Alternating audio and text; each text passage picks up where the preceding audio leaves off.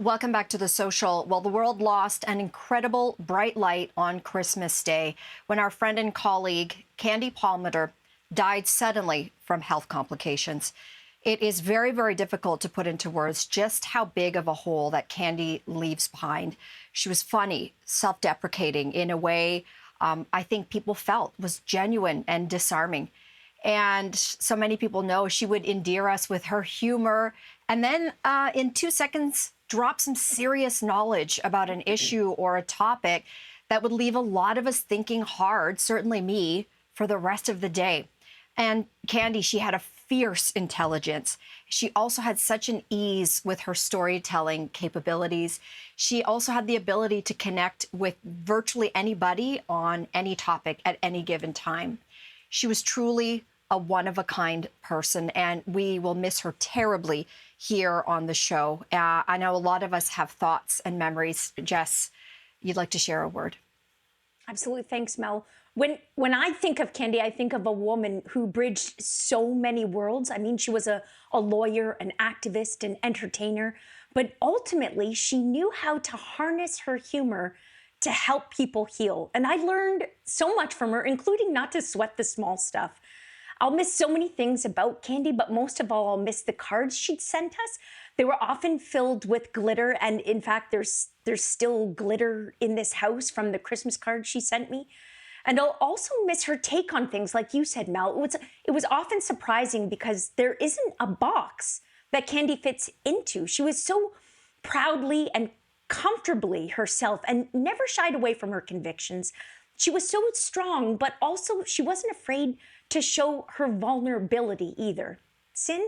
Yeah, all of this for what both Mel and Jess said, and I for sure can't articulate the legacy Candy left behind because it's just too profound. I think everyone's been hinting at Candy was this incredibly gifted storyteller, and I think all of us, she was able to transform both the mundane and the profound moments of life into these beautiful anecdotes that garnered wisdom. I'm going to miss her, her stories, but also her text. She was always there to leave a compliment or cheer me on. And we shared a lot of uncanny moments and experiences. And once through the show, we discovered that we had the same favorite children's book. It's a book called Are You My Mother? And we texted afterwards and she said, oh, you know what? You and I are soul sisters. And I was just always like, my honor.